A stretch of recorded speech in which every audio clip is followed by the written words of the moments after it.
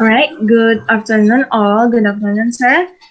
Here, we from Group 3 want to present the material of Chapter 3, which is Language and Writing Style. Here, my name is Santhi Dharmapatni and my friend. I am Komang Aris Jaiswara. And my name is Widekusuma Yanti. All right, let's move to the first topic.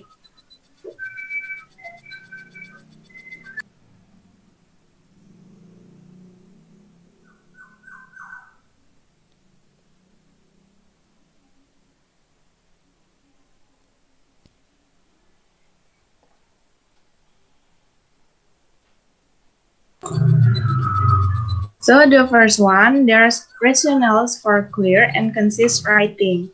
So in here, clear and concise writing is needed by all types of online learners. Sorry, concise. Okay, thank you, sir. All type of learners because it supports them to reach a good communication and understanding in learning process.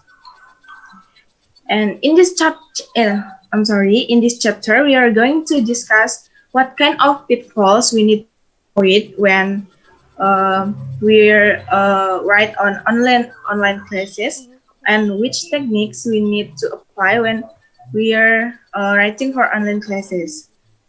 So how to make a clear writing so it will be easy to understand by the online learners.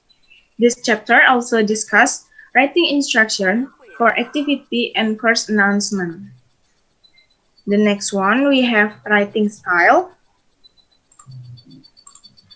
And Strang GR 1918 states that in writing, we need to avoid putting unnecessary words because it will make the reader confused, and or we can just make it simple, but still includes all the important points that need to be conveyed.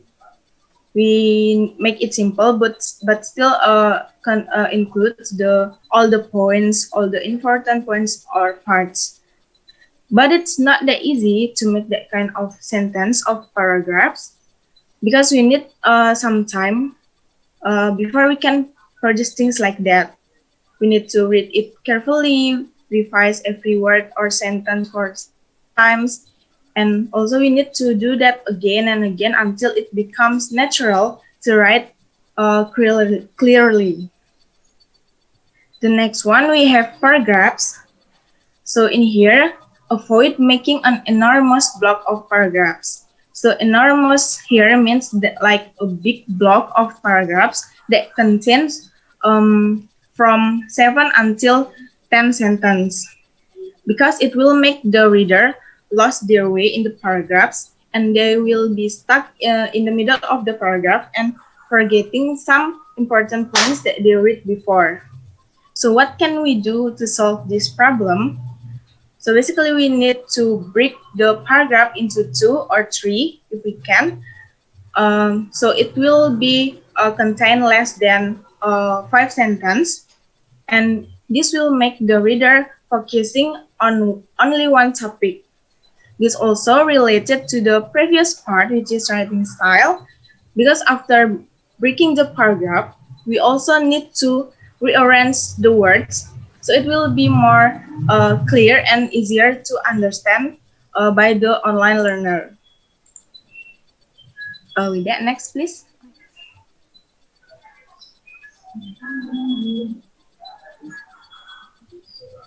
So this is the example of the paragraph.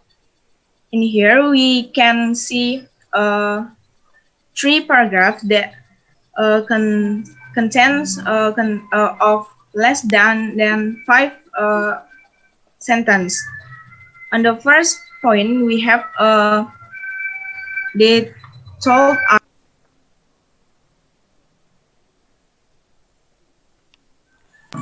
in the it will be the we need to do a discussion. For the second point, we can start to building our characters or thinking about the illustration. And the last paragraph, it will be the encouraging words. So that's all. The next topic will be explained by Widek. Widek, Thank the time you, is Santi. Good job. Before we continue, I want you to record this, please. Yeah. Yes. It's Yeah, already Alright, don't sir. forget to recorded. don't forget to record so your friends who need to re-watch again or understand again or do not have a chance to be in the Zoom can watch later on. It's already recorded, sir. But Okay. I will make sure one. All right. Yeah, because I cannot see it. Yeah. No worries. Thank you. Oh yeah, it's already recorded. Okay. It's already recorded, sir. Cool. Thank you. All right. Thank you, Santi, for your explanation before. Now I will explain the next subtopics in this chapter. It is a sentences. Sentences should be brief and clear to get a paragraph to the point. As stated earlier by Santi, the writer must pay attention to word usage and avoid unnecessary words when writing. The sentence should immediately explain the point in question in order to avoid a huge block of paragraphs that the reader will miss out on necessary points. This is the example of sentences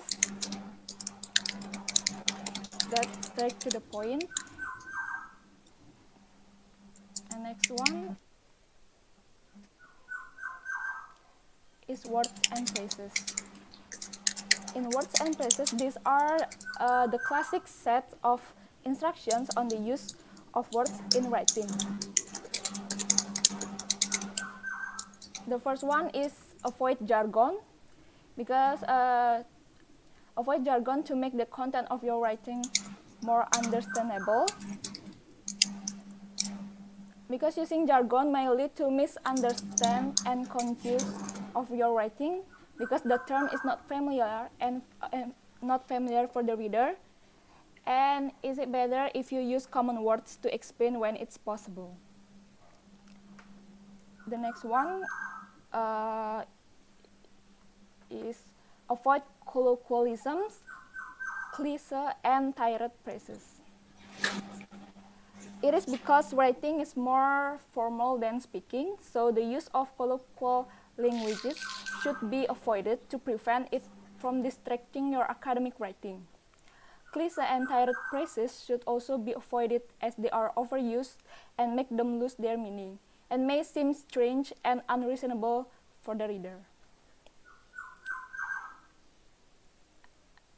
And the next one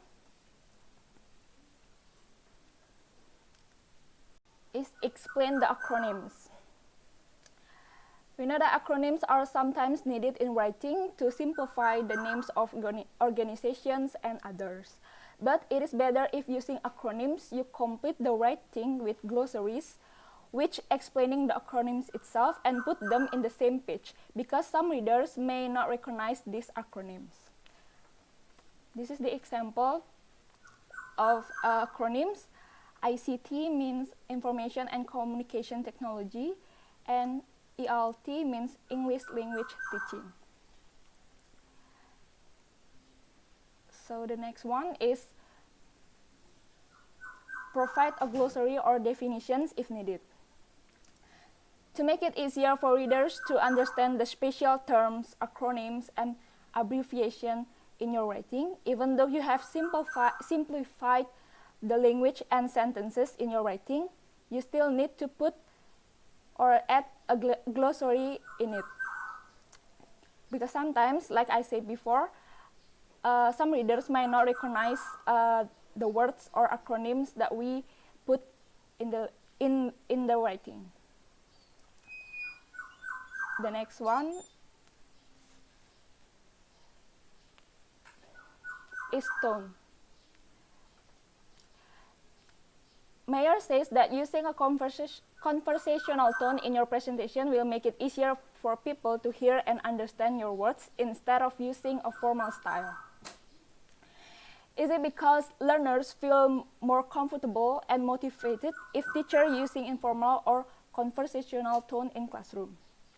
However, an announcement on online etiquette, an announcement on online etiquette, the teacher should give an orientation or guidelines on tone and attitude before starting the class.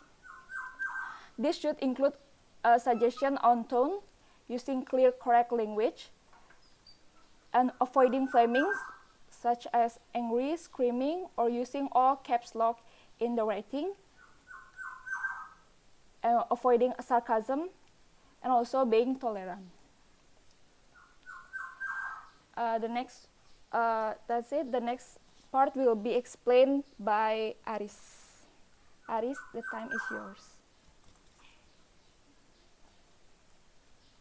Okay, thank you, Wida.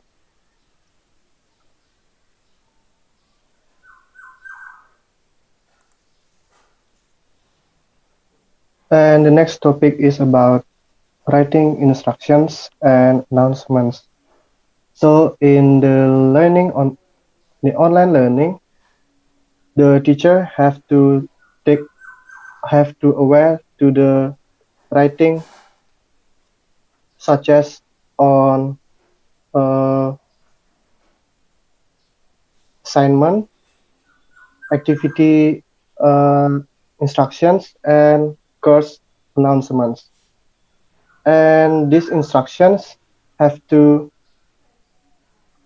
and simple so the students can understand more easier. So if the instruction use sequence, so the teacher have to use the numbers like 1, 2, 3, 4, 5, and if the teacher use list of options, the bullet points have to use in this case. So the instruction for assignments include due date. It is make sure the students when will submit the assignment in online learning, and time also to make sure the student when to submit the assignment in online learning. The submission location, it is to make sure the students where to submit the online learning, and the grading criteria, it is the benchmark for the students to do the assignments from the teacher. Okay, with that, can you next the slide?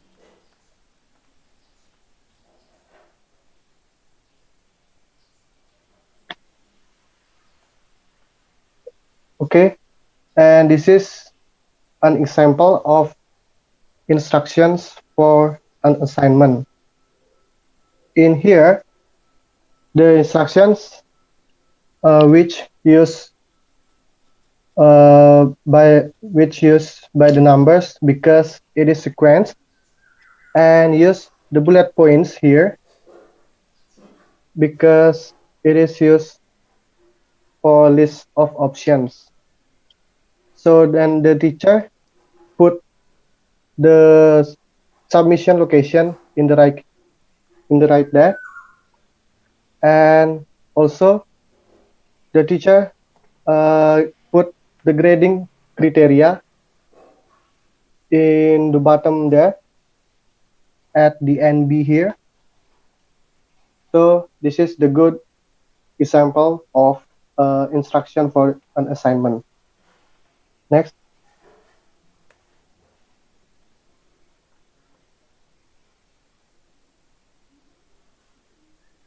And this is the example of course announcements. This is a good example of course announcement because the teacher give announcements very simple here, very concise, and the teacher put the what material will be discussed on the next meeting at the bottom here. Next, with it.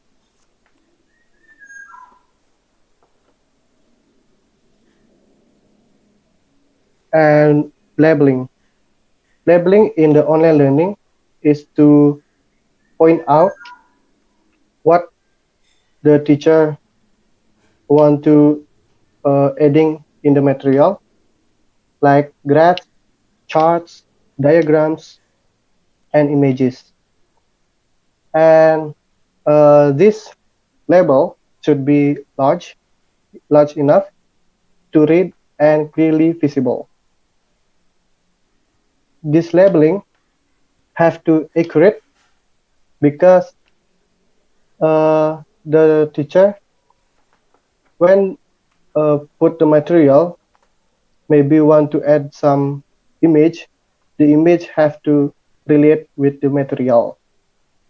And the second is readable, so the image have to be able to read by the students. And the last is clear, so the images have to uh, not broken images, so the students have no trouble in seeing this material. So in the left here, you can see the example of labeling. The teacher gives an, a material, and he put the large image here, and this image is very readable, clear, and accurate. And this small one, it is not just graphs, charts, diagrams, or images, but also on the text, but also the text itself. The teacher point out the important the important things, so the students can understand easier. The example is like the teacher put the blue color on the link and put the bold font for this, for the important sentences. Okay, next.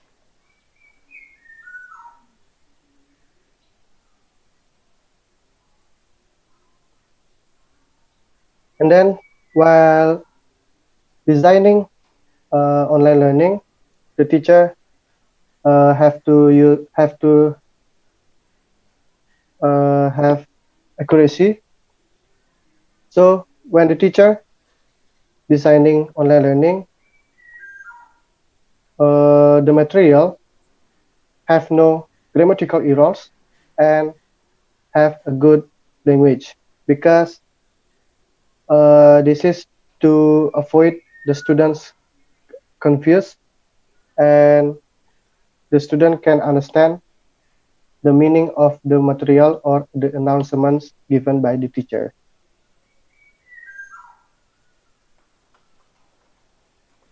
Okay, that's all about our presentations today, and I hope this material have a good information for you all, and uh, thank you.